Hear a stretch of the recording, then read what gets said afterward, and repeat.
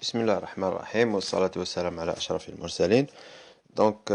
futur pharmacien راح نبداو اليوم مع الموديول تاع chimie organique, le cours numéro 1 intitulé la structure électronique. Il vous sera présenté par moi-même Zerafa Mohamed El-Hadi. كما على بالكم c'est un cours essentiel في la compréhension de la chimie en général et notamment la chimie organique. خاطر ما نقدروش نفهموا les mécanismes complexes de la chimie organique sans comprendre la structure électronique les atomes. Voilà, donc sans plus tarder, on va aborder le cours selon le plan suivant. Donc, نهضروا مع الأول على des notions de base اللي كنتو تعرفوهم قبل en terminale. On va parler par la suite de la structure électronique, les nombres quantiques et les orbitales atomiques, la liaison chimique et la théorie d'hybridation, et on va terminer avec les propriétés chimiques de l'atome, à savoir le modèle de Lewis, la règle de l'octet et les liaisons. Voilà, pour ce qui est des notions de base, donc chaque atome معرف par deux nombres, donc il est défini à travers deux nombres, deux chiffres, voilà.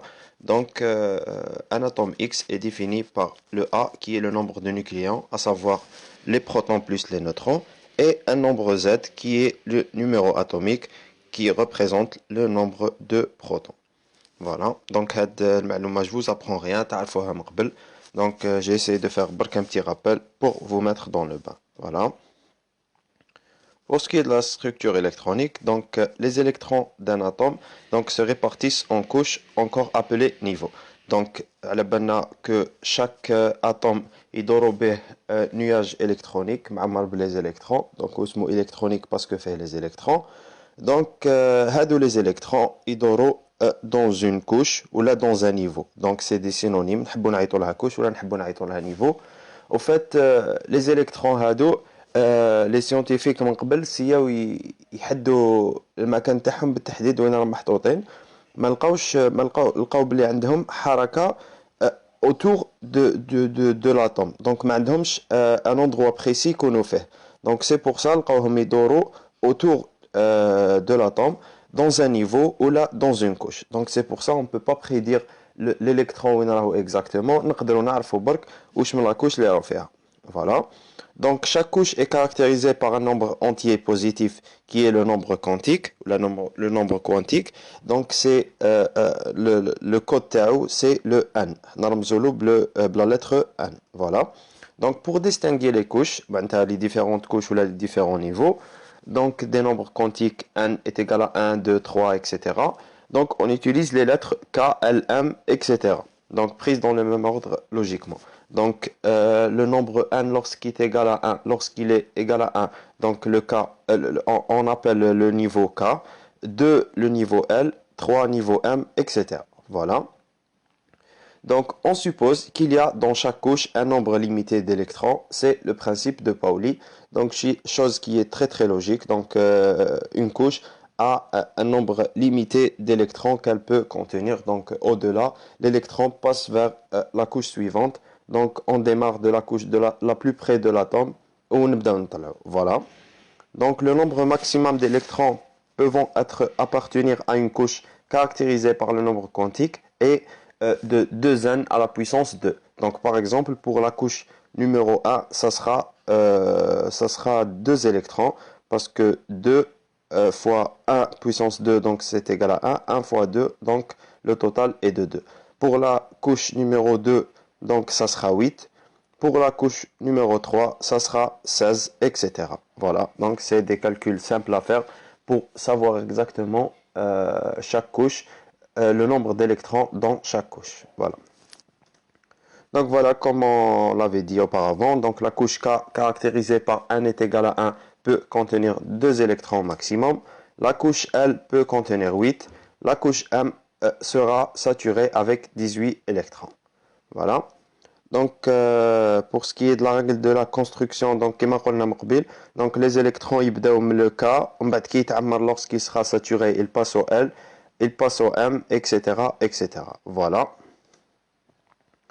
Donc, on va aborder maintenant les orbitales atomiques. لازم نعرفوا بلي كيما كل واحد فينا معرف بالاسم ولقب وتاريخ ومكان الميلاد تاعو.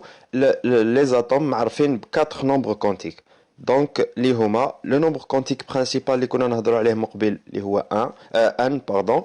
Le n hada c'est un chiffre entier, donc ça peut être 1, 2, 3, 4, etc. Donc il caractérise la taille de l'orbital et son énergie. Le hada c'est le nom. Donc le prénom c'est le nombre quantique secondaire qui est le L. Donc le L hada il est compris entre le 0 et le n-1. Il caractérise la forme de l'orbital. Donc pour l'orbital S la forme elle est sphérique. Pour l'orbital P c'est un plan nodal. Pour l'orbital D c'est 4 lobes. Voilà. Troisièmement, le nombre quantique magnétique M qui varie, donc il a 3 chiffres, moins 1, 0 et 1. Il caractérise l'orientation dans l'espace. On a aussi un quatrième nombre qui est le nombre d'électrons. On l'appelle aussi le nombre spin ou le spin. Il caractérise le sens du mouvement de l'électron dans l'espace. Au fait, c'est pas plus 1,5 ou la moins 1,5. Donc l'électron hada, il peut aller dans deux sens. Donc soit être là, soit être. Donc il a deux probabilités sur deux. Donc soit la première probabilité qui connaît là, donc on lui donne le signe positif, donc plus 1,5, ou là qui est le signe négatif qui est moins 1,5. Voilà. Donc quand on se pose la question, selon quel ordre on place les électrons autour d'un noyau. Donc on suit toujours la règle de Klitschowski. Donc la règle de Klitschowski c'est une règle empirique, donc elle n'a pas d'explication mathématique ou là, mais elle est applicable pour tous les atomes. Voilà. Donc on va pas s'attarder à le schéma, on va directement donner un exemple. Par exemple, la configuration électronique de l'atome du soufre. Le soufre fait 16 électrons. Donc l'oula kamel, ناخدو le 1s. Par la suite, ناخدو le 2s. Le s يرفد زوج, donc ça sera 1s2. Le s deuxième يرفد زوج, donc ça sera 2s2. 2p6, 3s2 et 3p4. Et puis la somme, elle fait 16. Donc 2 plus 2, 4, plus 6, 10, plus 2, 12 et plus 4, ça fera 16. Donc la configuration électronique, donc c'est une notion très très importante, on va savoir l'âge. Et elle suit toujours la règle de Klitschowski. Voilà. Maintenant, on va parler un peu des liaisons chimiques et de la théorie de l'hybridation. À l'état fondamental, donc le carbone possède la configuration électronique suivante. Donc selon toujours la règle de Klitschowski, c'est pour ça comme elle est importante. Donc elle nous permet d'expliquer un peu les phénomènes chimiques voilà. Donc 1s2, 2s2, 2p2. Donc le total c'est 6. Donc logiquement, on devrait s'attendre à ce que le carbone soit bivalent. Parce que là, je fais la couche externe, un de 2s2 ou 2p2. Alors que dans la molécule du méthane, donc CH4 par exemple, le méthane c'est l'exemple type. C'est pour ça qu'on l'a utilisé. Il y a plusieurs exemples. Voilà, c'est l'exemple type le plus simple. Donc les 4 liaisons sont identiques. Donc pour expliquer ceci, on doit songer à l'existence d'un état de valence sous la forme, donc 1s2, 2s1. Donc l'électron qui est la couche 2s, il est cédé à la couche P, et par la suite, donc comme si qu'il y a 3 couches de P, donc il y aura le 2px le 2py et la 2pz le dernier. Donc c'est une théorie pour expliquer un peu comment la molécule du méthane s'est formée. Donc le carbone devrait alors former 3 liaisons orientées selon les 3 axes OX, OY et OZ, et ces 3 orbitales P bien sûr, avec une quatrième liaison sans orientation déterminée qui est la 2S1. Or, l'expérience, malheureusement, montre que dans la molécule du méthane, les 4 liaisons sont identiques et elles sont dirigées vers le sommet d'un tétraèdre régulier. Donc, qui راحوا يشوفوا في le laboratoire la molécule de méthane كيفاش دايره لقاوها elle ressemble pas la description اللي كنا نهضروا عليها دوكا. Donc en quelque sorte لقاو بلي كاين une contradiction entre la définition, entre les règles mathématiques اللي بروبوزاوهم les scientifiques من قبل, à savoir la règle de Pauli, la règle de Kleczowski, et واش راهو يصرى في الواقع, donc واش كاين في l'expérience في le laboratoire. Donc pour expliquer ce phénomène, donc voilà, donc c'est une problématique, il y a des contradictions, voilà. Donc pour expliquer ce phénomène, donc ils ont proposé la théorie de l'hybridation. Donc l'hybridation هذه واش تقول, l'hybridation des orbitales atomiques et le mélange des orbitales atomiques d'un atome appartenant à la même couche électronique. Donc كيما من قبل شفنا بلي hybridaو 2s مع 2p. Donc ماشي ال 1 il hybride avec le 2 ou là le 2 avec le 3, non, c'est une hybridation, un mélange entre les orbitales atomiques d'un atome appartenant à la même couche électronique, de manière à former de nouvelles orbitales, donc ce qui permet de mieux décrire qualitativement les liaisons entre les atomes. Donc voilà, donc cette théorie, elle a été mise en place donc pour expliquer un peu la contradiction qui existait entre la théorie et la pratique. Donc voilà, elle permet d'expliquer qualitativement la géométrie des molécules. Donc voilà, donc la combinaison d'une orbitale atomique S avec 3 orbitales P conduit à une hybridation sp3. Donc 2 orbitales P avec 3 orbitales, plutôt 2 orbitales, plutôt un orbital S avec 3 orbitales A donne le sp3. Un orbital S avec 2 orbitales P donne sp2 et un S avec un P donne le sp. Voilà, on va détailler ça par la suite. Hamlik, comment ils sont décrits d'une manière géométrique. Donc voilà. Pour l'hybridation sp3, donc s'obtient en combinant la fonction 2s aux 3 fonctions de P. Donc une fonction S, les rails bleu rouge, combinée à 3 fonctions P, les hamlik l'autre couleur. Voilà, donc un orbital S plus 3 orbitales P, il donne 4 orbitales hybrides sp3. Donc hybride, ça veut dire mélangé. Les caractéristiques de chaque état d'hybridation, c'est à apprendre parce que c'est important. Donc l'orbital hybride de même forme et de même énergie, c'est logique parce que les trois, ils sont hybridés de la même manière. Donc l'axe est dirigé vers le sommet d'un tétraèdre régulier ayant comme l'atome C comme centre, voilà comme c'est décrit le schéma à droite. Donc les angles entre la liaison, ils sont de 109 degrés. L'électron sur chaque orbital donc donne 4 liaisons identiques. Cette l'hybridation, on trouve les molécules tétraédriques telles que le méthane, le méthanol et le diCH3. Voilà. On passe maintenant à l'hybridation sp2. Donc, elle s'obtient en combinant la fonction 2s à 2 fonctions p. Voilà, sans modifier la dernière. Donc, voilà, la fonction 2s, elle se combine à la fonction 2p. Et une autre fonction 2s se combine à une autre fonction 2p, donc sp2, donc sp deux fois. Et la dernière fonction p, donc elle reste libre. Donc un orbital s plus 2 orbitales p, donc ça donne 3 orbitales sp2 hybrides et un orbital b pur, p pardon pur. Donc voilà, comme c'est décrit la représentation à droite. Les caractéristiques, on a une structure géométrique plane. Les angles, ils sont de 120 degrés. L'axe de l'orbital p, l'axe orbital p, voilà pour ce qui est de l'axe p et l'axe s, il est à 120 degrés. Et on a 3 liaisons identiques plus une liaison avec un orbital p.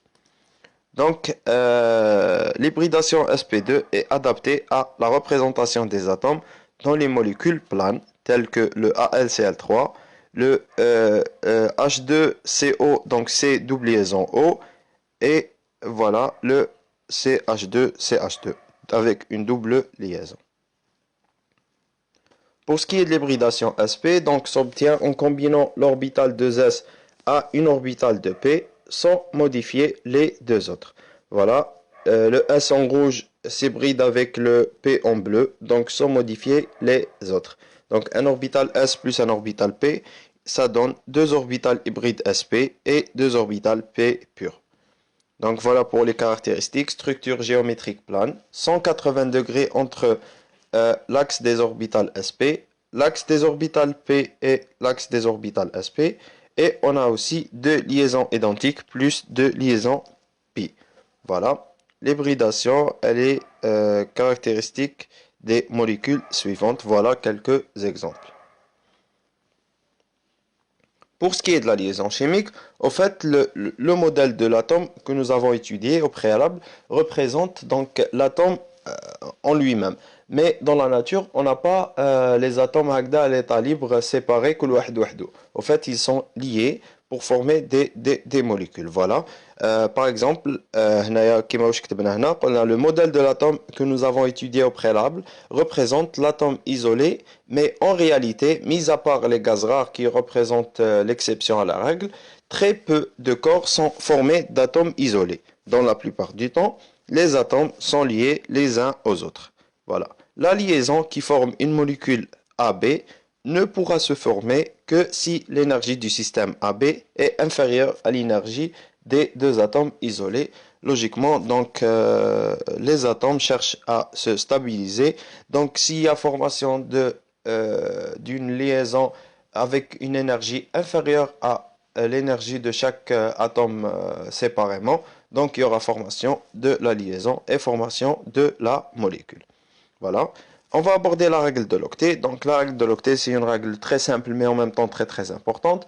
Donc c'est une règle chimique simple qui énonce que les atomes avec un numéro atomique Z supérieur ou égal à 4 tendent à se combiner de façon à avoir 8 électrons dans leur couche de valence. Donc ce qui leur donne la même structure électronique qu'un gaz noble. Donc chaque atome tend à devenir comme le gaz noble le plus proche de lui. Voilà. Donc c'est une question de stabilité encore une fois. Les atomes cherchent à se stabiliser. Pour ce qui est du modèle de Lewis, donc c'est une représentation très très simplifiée qui a été abordée par Monsieur Lewis, donc pour simplifier la représentation plane des molécules. Donc voilà, c'est une représentation en deux dimensions. Voilà, dans cette représentation, les électrons célibataires sont notés par des points. Voilà, comme le cas du doublet libre Naya. Et les paires d'électrons par des traits. Voilà, on voit les traits. Et les traits peuvent être localisés sur un atome, lorsque c'est le cas d'un doublet libre ou la non-liant, ou entre les atomes pour lier les deux atomes pour former la molécule. Voilà. Pour ce qui est des types de liaisons, donc on distingue divers types, à savoir la liaison covalente qui est la liaison chimique dans laquelle deux atomes se partagent deux électrons, voilà, de leur couche externe. Donc c'est la liaison la plus simple et en même temps la plus stable. On a aussi la liaison dative qui est une liaison covalente entre deux atomes pour lesquels les deux électrons partagent la liaison provenant d'un même atome. Donc c'est comme si qu'un atome ne contient pas d'électron de valence. Le deuxième lui prête un électron pour former une liaison. C'est pour ça on l'appelle la liaison dative. Pour ce qui est de la liaison ionique, donc c'est une liaison qui peut être formée par une paire d'atomes donc qui possèdent des différences d'électronégativité, à savoir le plus et le moins. Donc ils sont attirés par la différence d'électronégativité, ce qui conduit à la formation de la liaison ionique. Voilà, c'est tout pour aujourd'hui. Merci de votre attention. À très prochainement.